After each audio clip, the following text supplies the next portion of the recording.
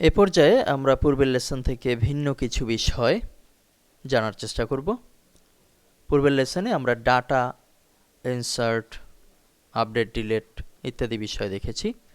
এ পর্যায়ে যেটি দেখব সেটি হচ্ছে কোনো টেবিলকে কিভাবে ডিলিট করা যায় কিংবা আপডেট করা যায়,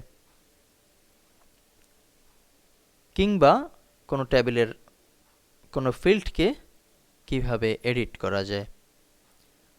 যদিও একটি ডাইনামিক ওয়েবসাইটে কোডের মাধ্যমেই সবকিছু করা হয়ে থাকে, তথাপি মাঝে মধ্যেই এই বিষয়গুলো প্রয়োজনীয় হয়ে দাঁড়ায়।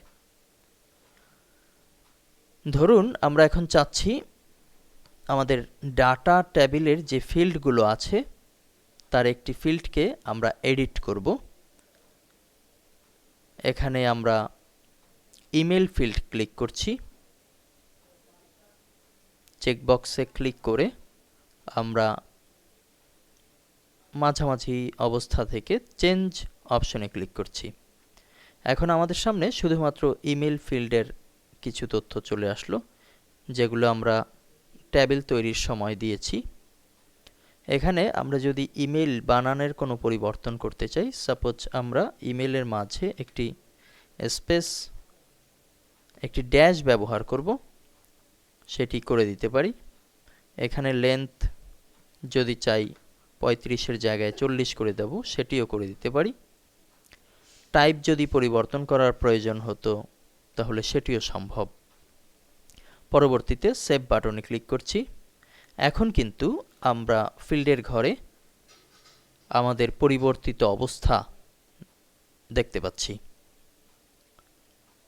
আবার আমরা যদি চাই এই টেবিলে ফিল্ড সংখ্যা 4-এর জায়গায় 5 হবে, অর্থাৎ এজ নামে একটি নতুন ফিল্ড যুক্ত হবে এবং সেটি হবে অবশ্যই নেইমের পরে, তাহলে নিচ থেকে দেখতে পাচ্ছি add one fields at end of table, এটি হচ্ছে টেবিলের শেষে বসবে।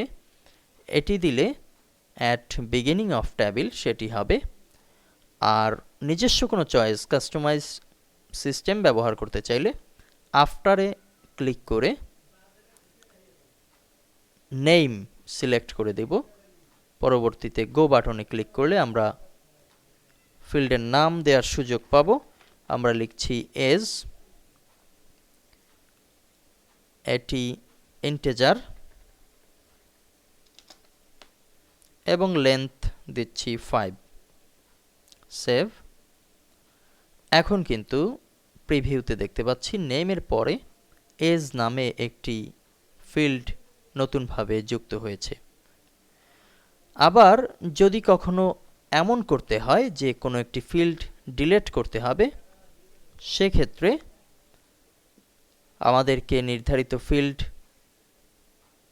সিলেক্ট করে চেকবক্সে টিক দেওয়ার মাধ্যমে, সাপোজ আমরা চাচ্ছি মোবাইল ফিল্ড ডিলিট হবে কিংবা ইমেল ফিল্ড ডিলিট হবে, যেটি চাবো সেখানে চেকবক্সে ক্লিক করে নিচের মাঝামাঝি অবস্থা থেকে ক্রস যে চিহ্ন দেখতে পাচ্ছি এটি হচ্ছে ড্রপ, সেখানে ক্লিক করব। আমাদের সামনে অ্যালার্ট চলে আসবে, do you really want to, আমরা সত্যিই চাচ্ছি কিনা, আমরা ইয়েস করে দেব। এখন কিন্তু ফিল্ড সংখ্যা আগের মতোই 4টি হয়েছে, আইডি, নেম, এজ, মোবাইল, কিন্তু ইমেল নামে যে ফিল্ড ছিল সেটি এখন আর নেই। সবশেষে আমরা আরও একটি বিষয় গুরুত্বের সাথে বোঝার চেষ্টা করব। যদি কখনো এমন হয় একটি ডেটাবেস থেকে একটি টেবিলকে পুরোপুরি মুছে দিতে হবে, টেবিলে থাকতে পারে হাজার হাজার ডাটা, আমরা যদি একটি ডাটা ডিলিট করতে চাই তাহলে সেটি অনেক সময় সাপেক্ষ ব্যাপার। সেক্ষেত্রে আমরা এক ক্লিক ব্যবহার করে পুরো টেবিলকে ভ্যানিশ করে দিতে পারি। আমরা এই টেবিলটি সিলেক্ট করছি এবং ব্রাউজ বাটনের এই কাতারে আমরা ড্রপ নামে একটি লেখা দেখতে পাচ্ছি। তার আগে আরও একটি বিষয় আপনাদেরকে জানিয়ে রাখছি, আমরা যদি ডাটাবেজের ডাটাকে ডিলিট করতে চাই সেক্ষেত্রে এমটি ব্যবহার করতে পারি।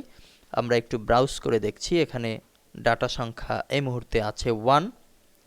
আমরা কোনো প্রকার চেক বক্সে ক্লিক না করে একটি দুটি যাই থাকুক না কেন এমটি অপশনে ক্লিক করব। ওকে, এখন কিন্তু আর ব্রাউজ বাটন কাজ করছে না, এটি এমটি হয়েছে, পুরোপুরি খালি আছে, কোনো ডাটা এখানে নেই। এ পর্যায়ে আমরা ড্রপ বাটনে ক্লিক করতে পারি যদি আমরা চাই আমাদের নির্ধারিত টেবিলকে ভ্যানিশ করব। আমরা ক্লিক করছি ড্রপ। আমাদের সামনে অ্যালার্ট চলে আসছে, আমরা সত্যিই চাচ্ছি কিনা। ওকে, আমরা কিন্তু বাম পাশে বরিশাল ডাটাবেজের সামনে এই মুহূর্তে আবার 0 লেখা দেখতে পাচ্ছি, কোনো প্রকার টেবিল এর মাঝে নেই। ধন্যবাদ।